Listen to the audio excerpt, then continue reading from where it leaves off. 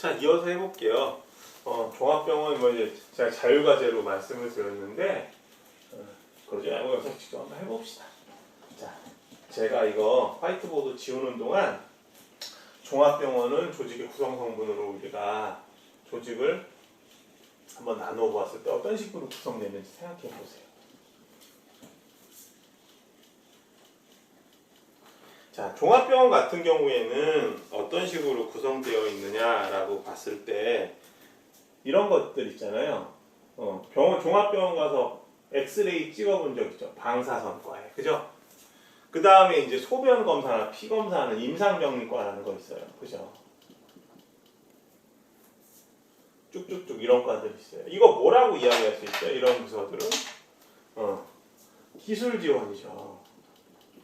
테크노 스트럭처예요. 그죠? 이해돼요? 왜냐하면 엑스레이 찍어가지고 기술적으로 우리가 안에 뭐 예를 들면 팔이 부러졌다라는 걸 우리가 알기 위해서는 엑스레이 찍어보면 되잖아요.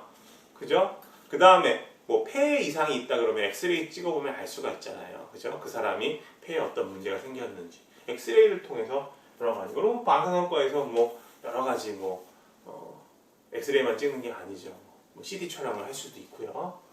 자, 기술적으로 의료 활동을 도와줄 수 있다라는 거고. 그 다음에 관리 지원은 뭐 있을까요? 관리 지원. 관리 지원은 원무과가 대표적이죠. 원무과에서 뭐예요? 병원 입원하거나 퇴원하는 수속 밟거나, 그죠? 아니면 병원비를 내거나, 외래 환자가 왔을 때, 그죠? 원무과밖에 생각 안 나네? 그 다음에, 오퍼레이팅 코어는 뭐예요? 운영액은 뭐 있어요? 운영액은 이런 게 운영액이 되겠죠. 종합병원에서. 예를 들면, 뼈가 부러졌다. 그럼 정형외과에 가야죠. 그죠? 그 다음에 뭔가 스트레스가 너무 심해. 그래서 우울증이 오려고 해요. 그러면은 의사 선생님하고 상담해봐야 되잖아요. 그럼 이제 정신과에 가야 되고. 그죠? 그 다음에 뭐 소아과도 있을 수 있고. 이렇게. 그래서 정리를 쭉 해보면 진료과들이 되게 많잖아요. 뭐 이거 외에도 뭐 비뇨기과, 산부인과 되게 많잖아요. 근데 정리를 해보면 조직의 5가지 구성 성분 중에서 이 기술 지원이 있고, 그죠? 그 다음에 관리 지원, 원무과가 있고, 여기 운영해. 중간 관리층은 어디 있어요? 중간 관리층은 이렇게 얘기할 수 있죠. 방사선과에 과장님 있을 수 있고요. 임상병리과에 과장님 있을 수 있어요. 과를 대표하는. 그 다음에 원무과 과장님 있고. 그 다음에 정형외과도 보면 정형외과 과장님 있죠. 각각의. 그러니까 제가 조금 전에 말씀드렸을 때 중간관리층은 뭐 기술액이라든가 그 다음에 기술 지원, 관리 지원에 각각의 부서에 노가 들어가 있다, 흡수된다 이런 말씀 드렸잖아요. 그 얘기예요. 최고 경영층은 누가 되겠어요? 병원 원장, 부원장, 그죠? 그리고 실질적으로 병원을 운영하는 사람들로 구성이 되어 있겠죠. 이런 식으로 한번 조직의 5가지 구성 성분에 따라서 생각해 보세요. 그러면 이쪽에서 이 병원에서 관리 지원이 더 중요할까요? 기술 지원이 중요할까요? 제가 볼 때는 병원도 서비스업이니까 일단은 관리 지원이 중요하다고 볼 수 있어요. 무슨 얘기냐면 여기 직원들이 방사선과나 원무과의 직원들, 그 다음에 이 병원에 있는 뭐 간호사나 의사 선생님들, 환자들하고 직접 접촉을 하잖아요. 환자도 우리가 경영학적인 관점에서 보면, 특히 마케팅적인 관점으로 보면 고객이 될 수 있잖아요. 친절하게 대해야죠. 그러니까 과거 한 30-40년 전에만 해도 병원 직원들이나 뭐 병원 직원뿐만 아니라 과거에는 학교 직원들 이런 분들이 상당히 좀 이제 뭐 환자를 대할 때나 혹은 이제 학생들을 대할 때 친절하지 않은 경우가 좀 있었거든요. 그런데 이제 상당히 많이 바뀌었죠. 그런 분위기가. 그래서 이런 것들을 이제 교육을 잘 해야 된다. 서비스를 제공하는 그런 쪽이니까. 그리고 기술 지원 쪽도 상당히 중요하다고 할 수 있어요. 예를 들면 제가 지금 쓰진 않았지만 여기 뭐 암 센터 같은 경우 있을 수 있잖아요. 우리 환자들이 가장 사망 원인이 높은 게 암이잖아요. 그죠? 그럼 암에 대해서 여러 가지 연구를 하고 암에 효과적인 약을 개발하기 위해서 센터가 있다. 여러 가지 실험을 하고. 그러면은 이 운영액이 효과적으로 기능을 할 수 있는 거죠. 그래서 일단은 제가 봤을 때 종합병원 같은 경우에는 관리 지원이라든가 혹은 기술 지원 어느 것이 더 중요하다고 얘기할 수는 없다. 그렇지만 일단은 서비스 업태라고 봤을 때 종합병원을 친절한 서비스를 하기 위해서는 모든 병원의 구성원들이 서비스에 대한 마인드를 가져야 된다. 환자들을 대할 때 조금 더 낮은 자세로 친절하게, 다 병자들이니까. 물론 이제 가끔씩 환자들도 의사나 간호사 선생님들한테 행패 부리는 분들도 계신데요. 그런 경우를 제외하고 일반적인 경우 의사와 간호사, 의료진들은 더 환자들에게 자세를 낮추고 실제로 많이 그런 방향으로 가고 있죠. 그리고 그런 것들을 위해서 여러 가지 이제 병원의 조직 문화 같은 것도 이루어져야 되고, 그러기 위해서는 관리 지원 부서의 역할이 중요하다. 이런 업무들을 이제 인사 쪽에서 이제 도맡아 하니까. 그리고 반면에 기술 지원 업무도 상당히 중요하다. 이렇게 정리해 보시면 되겠어요. 그러니까 뭐 수학같이 이게 더 중요하다, 기술 지원이 더 중요하다, 관리 지원이 더 중요하다, 이렇게 이야기하기에는 어렵습니다. 자, 이렇게 좀 정리를 해봐서 실질적으로 종합병원을 가지고 조직의 구성 성분이 어떻게 이루어지는지 한번 알아봤어요. 사실 지금 한 것이 경영에서 상당히 중요해요. 우리가 경영 지도사라든가 공인노무사라고 이제 시험을 볼 때 민츠버그의 스트럭처 컨피규레이션에 대해서 쓰시오 그러면 조직의 5가지 구성 성분을 막 쓰고 거기에 따라서 조직이 어떤 식으로 구성됐는지 5 형태가 있다, 이거 막 기술해야 되는데, 제가 볼 때는 그렇게 적어서 암기하는 것도 중요하지만 실제 민츠버그의 어떤 이론들이 실제 조직에서 어떤 식으로 우리가 응용되고 나타날 수 있는가를 파악해 보는 게 더 의미가 있다고 생각합니다. 실제적으로는 물론 시험에 의미 없다는 얘기는 아니고요. 자, 그렇게 정리를 하고요. 이것도 복습이라고 하면 상당히 많은 시간이 걸렸겠네요.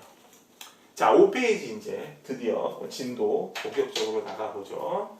자, 5페이지에서는 조직 설계에 대한 얘기를 하고 있어요. 조직 설계. 우리가 어떤 집을 가봤어요. 집이랑 건물 다 좋아요. 그러면 이런 말 하죠.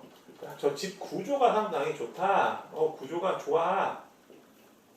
근데 구조 좋은 것들을 우리가 파악해 보는 게 한눈에 보기에는 그렇게 쉽지는 않을 거예요. 위에서도 볼 수 있으면 보고, 옆에서 볼 수도 좋고요. 그죠? 그리고 하나하나 살펴봐야 되는데, 종합적으로 구조가 잘 돼 있다는 것을 우리가 파악하려면 집 도면을 보면 되잖아요. 그죠? 도면이 뭐예요? 설계도죠. 설계도.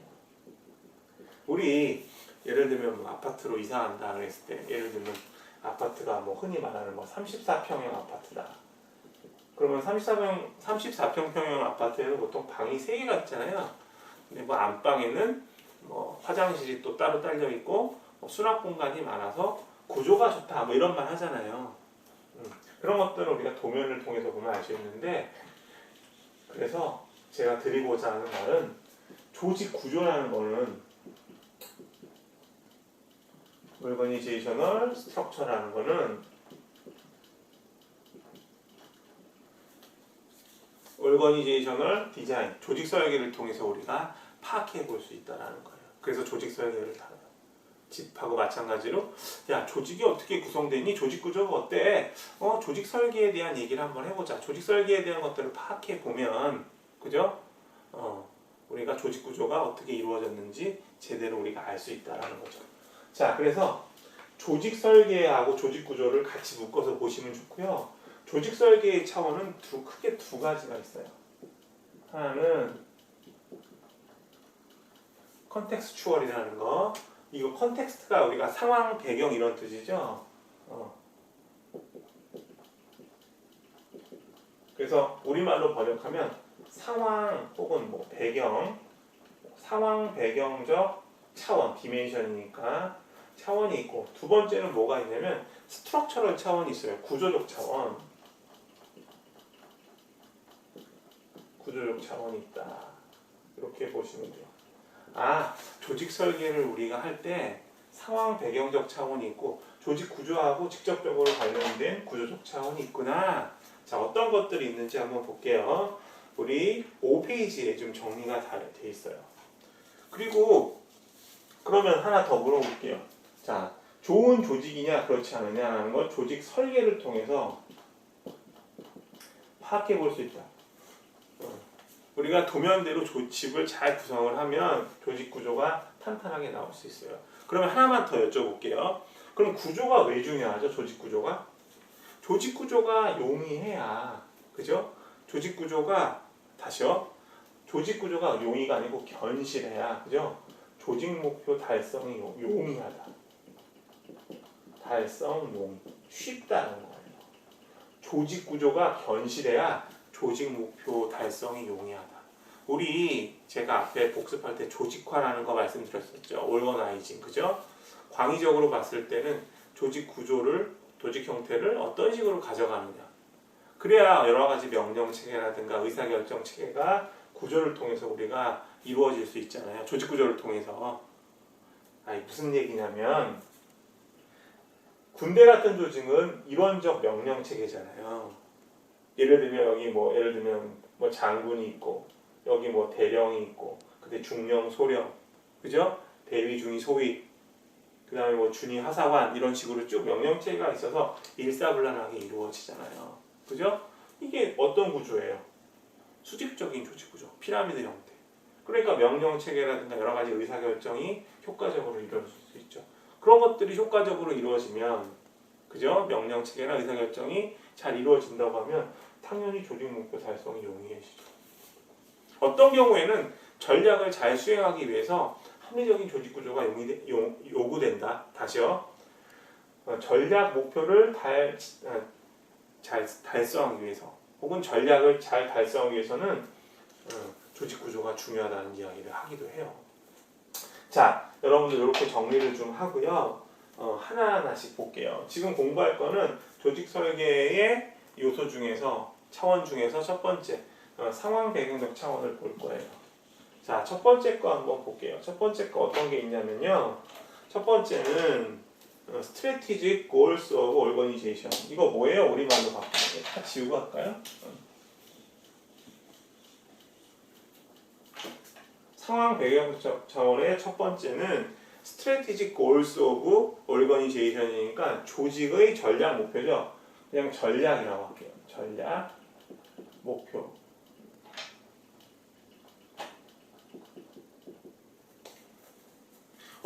조직이 추구하는 전략 목표가 뭐하고 관계 있다? 조직 설계와 관련이 있다. 상황적으로 이렇게 보시는 거예요. 자, 실제로 한번 봅시다. 자, 미션이 있고 비전이 있고 스트래티지 골이 있다고 말씀을 드렸죠. 이거 기억나세요? 우리 1장에서 공부했던 거. 경영 정의할 때 조직 목표는 하늘에서 떨어지는 것이 아니라 조직이 추구하는 존재 근거. 미션, 그 다음에 바람직한 미래 모습에 영향을 받는다. 미션, 비전, 전략, 목표. 기억나시죠? 이런 전략 목표가 조직 설계에 영향을 줄 수 있다. 자, 저번에 배웠던 우리 나이키의 미션 다시 한번 복습해 볼까요? 나이키의 미션이 뭐였어요? 그런 것들은 그냥 외우는 것도 괜찮을 것 같아요. 뭐였어요? Bring Inspiration and Innovation. 그죠? 영감과 혁신을 제공한다. 누구에게? To every athlete. 모든 선수들에게. 근데 만약에 그 선수는 어떻게 정했죠? 바디가 있으면 다 선수라고 말할 수 있다라고 했죠. 그러니까 스포츠를 즐기는 모든 인류에게, 그죠? 영감과 혁신을 제공한다. 그러면 비전은 뭐겠어요? 비전은 최고의 스포츠 용품 제공, 스포츠 용품 개발, 뭐 여러 가지로 쭉 나올 수 있겠죠. 그러면 전략 목표는 뭐가 돼요? 최고의 스포츠 용품을 개발하기 위해서는 어떤 게 필요해요? R&D 같은 거 우리가 신설해야 할 필요가 있죠. 예를 들면 R&D 부서가 없다라고 해보면 최고의 스포츠 용품을 개발하려면 어떤 소재를 쓸 것인지, 그죠? 그리고 인체 구조에 어떤 용품이 몸에 딱 붙는지 이런 것들을 막 실험해야 되잖아요. 그러면 당연히 R&D 연구 개발을 신설하는 게 전략 목표가 될 수 있어요. 그러면 전략 목표가 R&D 센터, R&D 부서를 신설한다라고 하면 R&D 부서는 조직에 있어서의 하나의 부서잖아요. 우리 민츠버그가 얘기했던 조직의 5가지 구성 성분 중에서 뭐가 돼요? 이런 것들은 테크노 스트럭처 혹은 테크니컬 스텝, 기술 지원이 되잖아요. 그러면 우리 조직을 봤을 때 R&D 쪽이 상당히 포션이 크다라고 하면, 포션이 상당히 크다라고 한다라고 보면 여기는 제조업체인데 야, R&D 역할이 중요해서 이걸 상당히 역할을 크게 잡아놨구나, 이렇게 파악할 수 있죠. 그리고 일반적으로 이제 어떤 제조업에 참여하는 기업들은 나이키의 조직 구조를 보고 야, 나이키가 저렇게 성공하는 이유는 R&D 센터, 기술 지원 역할이 중요하구나. 우리도 조직을 우리 구성할 때, 설계도를 짤 때 R&D 쪽을 강화해서 조직 설계를 하겠다. 이해되죠? 자, 이런 식으로 정리하시면 될 것 같아요. 자, 이렇게 전략 목표까지. 미션 비전에 대해서 우리가 개념을 정확하게 잡고 있지 않으면 이거 뭐지 이럴 거예요. 왜 전략 목표? SG는 또 뭐냐고요? 스트래티지 골. 스트래티지 골. 우리 핸드하고 있으니까. 이해되셨죠? 이렇게 보고요. 자, 그래서 배경이 된다. 야, 조직이 추구하는 전략에 따라서도 조직 설계에 영향을 줄 수 있고, 조직 설계에 영향을 준다는 거는 실제로 조직이 실제 구현됐을 때 구조적인 모습으로, 구조화된 모습으로 나타날 수 있겠구나, 이렇게 이야기할 수 있겠네요.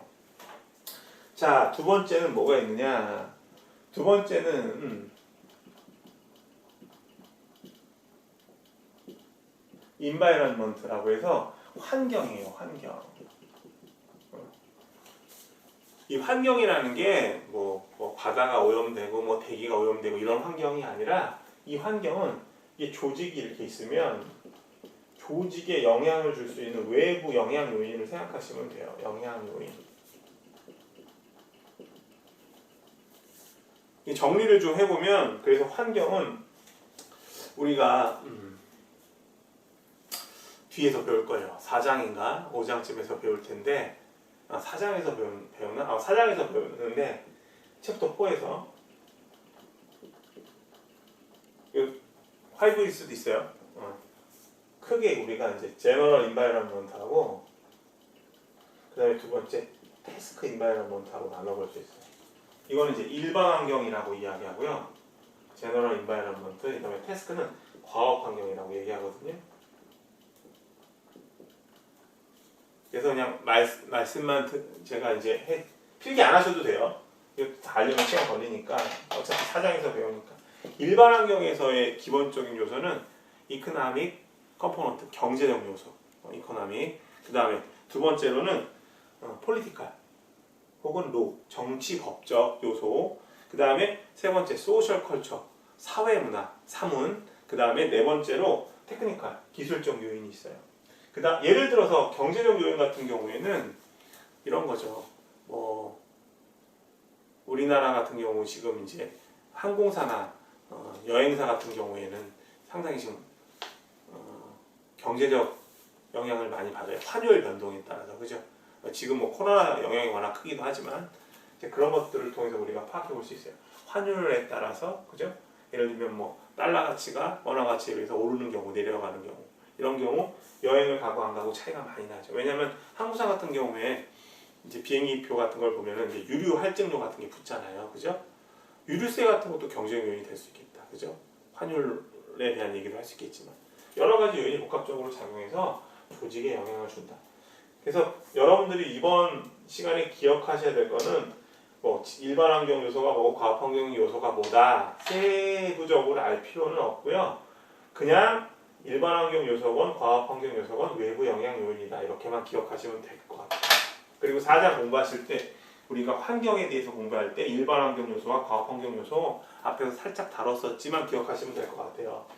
외부 영향 요인이라는 거를 생각해 보면 이 외부 영향 요인 또한 조직 설계에 영향을 줄 수 있다라는 거예요.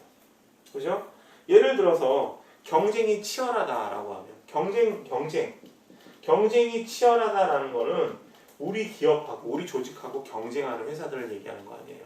예를 들면 휴대폰 개발하는 삼성전자 대표적인 경쟁사 애플도 있고 여러 가지 회사들이 있는데 뭐 중국 회사들도 있고, 그런 회사들하고 경쟁이 치열하다 보면 조직에서 어떻게 해요? 역시 R&D 센터를 활성화시키겠죠. 아마 삼성 같은 경우 휴대폰 개발 관련된 팀들 숫자도 상당히 많을 거예요. 뭐 분업화 시키지 않겠어요? 디자인 따로 하고 뭐 회로 설계 따로 하고 그죠? 여러 가지. 거기에 따라서 R&D도 확실하게 이루어지고요. 그죠? 그 다음에 만약에 수요가 는다라고 하면 그죠? 수요가 휴대폰에 대한 수요가 엄청나게 늘었다 그러면 제조 시설을 확충할 거 아니에요. 그러면은 조직에 있어서 우리가 조직의 5가지 부분을 봤을 때 테크니컬 코어가 확대된다라고 볼 수가 있죠. 그죠? 그래서 외부 환경에 따라서 조직의 설계가 달라질 수 있다. 이렇게 정리하시면 될 것 같습니다. 자, 그 다음에 세 번째 한번 볼게요. 세 번째는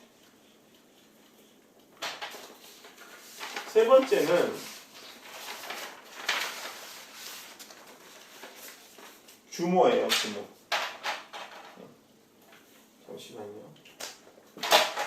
세 번째는 이제 사이즈라고 합니다. 사이즈, 규모.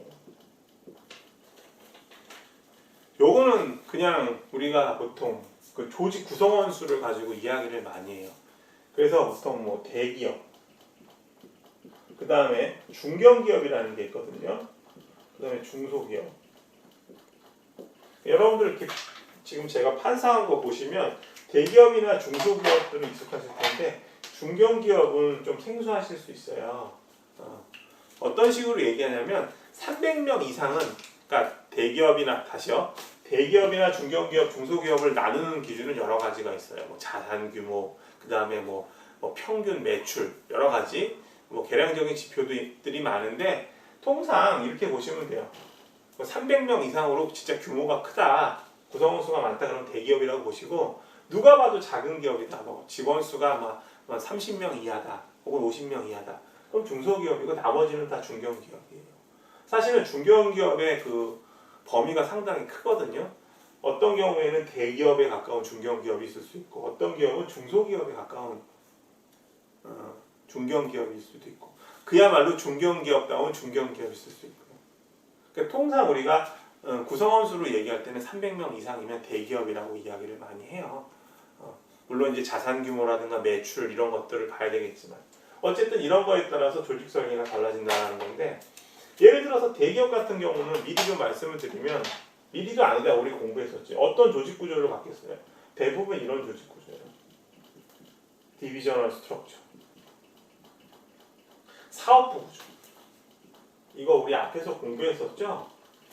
어떤 식으로 공부했냐면 경영자를 수직적으로 분류해 봤을 때 최고 경영층은 어디에 위치하느냐, 중간 관리자는 어디에 위치하느냐. 그래서 사업부 같은 경우에는 각 사업부가 펑셔널 유닛, 기능 단위 부서들을 보유하고 있었잖아요. 지금 제가 드린 말씀이 이해가 안 가시면 여러분들이 막히는 게 펑셔널 유닛은 뭐야 또? 이것도 배웠어요. 중간 관리자 이야기할 때, 미들 매니지먼트 얘기할 때, 미들 매니저, 그죠? 미들 매니저 얘기할 때 기능 단위 부서, 마케팅 부서, 예를 들면 인사 부서의 기능 부분들을 이끄는 관리자가 우리 중간 관리자라고 말씀드렸었잖아요. 사업부는 이런 기능 단위 부서들을 가지고 있는 단위라고 보시면 되죠. 조직의 어떤 단위.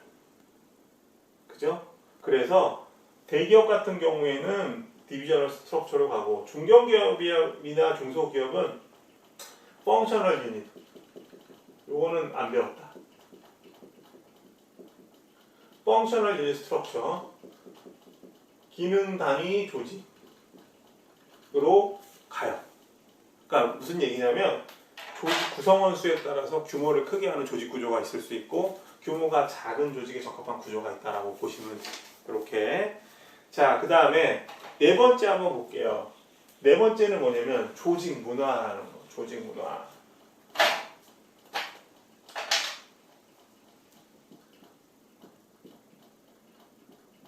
오르거니제이셔널 컬처. 이것도 용어 자체가 중요해요. 조직 문화. 조직 문화에 따라서 조직 설계에 영향을 받는다. 그럼 군대라는 거 그냥 말씀드릴게요. 군대라는 조직의 분위기는 어때요? 상당히 엄격하고 자 군대 분위기를 한번 볼까요? 이 분위기라는 말, 클라이밋이라는 말 많이 써요. 오르거니제이셔널 클라이밋, 조직 분위기. 군대의 조직 분위기는 상당히 엄격하고 그죠? 규율이 있어요. 그죠? 기상 시간 정해져 있고 자는 시간 정해져 있고 명령에 잘 복종하고 그래야 돼요. 그러면 이런 조직 같은 경우는 분위기가 엄격하고 규율이 있으니까 딱딱하잖아요. 그러면 조직 설계를 수직적으로 해야 될까요? 수평적으로 해야 될까요? 명령체가 있게 하려면 수직적으로 해야 돼요. 그죠?